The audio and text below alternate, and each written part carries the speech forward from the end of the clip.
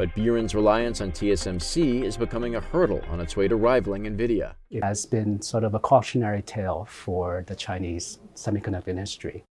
A couple of months after the Chinese startup released its chip, the Biden administration imposed new export restrictions. The rules barred cutting-edge semiconductors made with American technologies from being sold to China. And because TSMC uses equipment from U.S. companies, Biren is at risk of losing the Taiwanese chipmaker as a supplier. This dramatically reduces Biren's prospects for its future as a leading chip designer. Biren didn't respond to a request for comment. TSMC says it complies with all laws and regulations, but declined to comment on specific customers. China also depends on a handful of American companies that dominate the industry for advanced manufacturing equipment. With the American government blocking China from buying these machines, it becomes even harder for Beijing to build its own high-end chip-making factories. That development is a Herculean effort, to say the least, so it would require considerable investment in capital and time to make that happen. China isn't alone in facing challenges in trying to become more self-sufficient. While the U.S. leads in design and research, it has also long relied on outside manufacturers like TSMC and Samsung in South Korea. And the vulnerability of that dependence became an issue during the pandemic, when a chip shortage hit companies large and small, prompting President Biden to promise that more semiconductors would be produced in the U.S. This is infrastructure. So look, we need to build the infrastructure of today, not repair the one of yesterday. So in August, he signed the CHIPS Act, allocating more than $52 billion in federal aid for semiconductor research and manufacturing. TSMC later announced that it would invest $40 billion to build 2 factories in Arizona. These investments are helping us build and strengthen the supply chain here in America. And only months after the release of China's BR100, NVIDIA announced that it will release a super-fast new chip, which would in turn beat Biren's. The long and expensive race to develop chips that'll drive the future of AI is entering a new phase. Over the years, Nike and China's homegrown sportswear brand Anta have rolled out a lot of sneakers. And the shoes from the Chinese company have made appearances alongside Nike, not only at the Olympics, but also on NBA courts. In 2021, the companies released their latest signature basketball shoes, which showcase the 2 brands' flagship midsoles that are designed for pro athletes. So we compare the high-performance technology from both companies to see how Anta's design is one part of its plan to go global and gain ground on the world's biggest sports brand. Nike has nearly 30 years on Anta and was founded by people who love to run, a track and field coach, and a middle-distance runner. The company from its early days focused on designing shoes for professional athletes.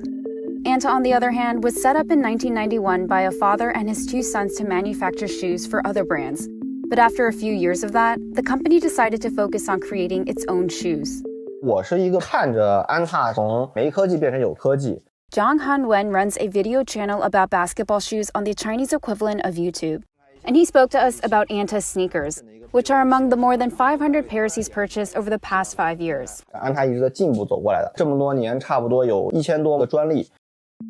Today, Anta is China's top domestic sportswear brand, selling not just sneakers, but also clothes. And as part of its ambition to go global, the company has acquired a slew of international brands. All this has helped make Anta the world's 4th largest athletic apparel company by market value. So to take on more established brands, Anta's been rolling out signature basketball shoes like Nike every year. Each sneaker is named after an NBA player. LeBron is for LeBron James, who's considered one of the best players in NBA history, winning 4 championships. And this is his 19th pair of shoes with Nike. KT stands for Klay Thompson, a 3-time NBA champion with the Golden State Warriors who's famous for his 3-point shooting. And this is his 7th edition from his partnership with Anta. Because the sneakers are designed for individual players, the technology inside is different too. There are 3 main parts to the shoe, and this is where one of the most important features sits. Most of all, what the midsole will do is prevent injuries. Zach Thomas is a podiatrist based in Pennsylvania. And he told us about the sneakers that he's bought and sliced in half for his YouTube channel.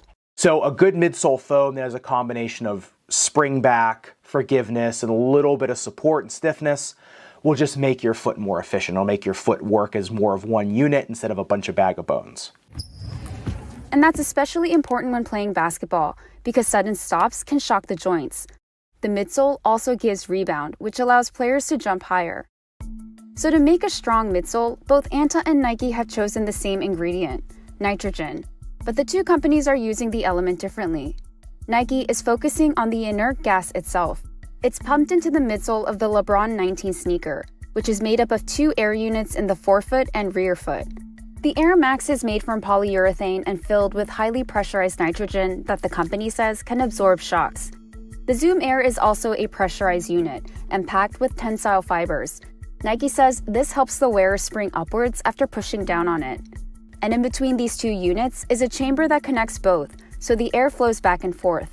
So when you compress the forefoot down here, that air will shoot back into the heel and vice versa.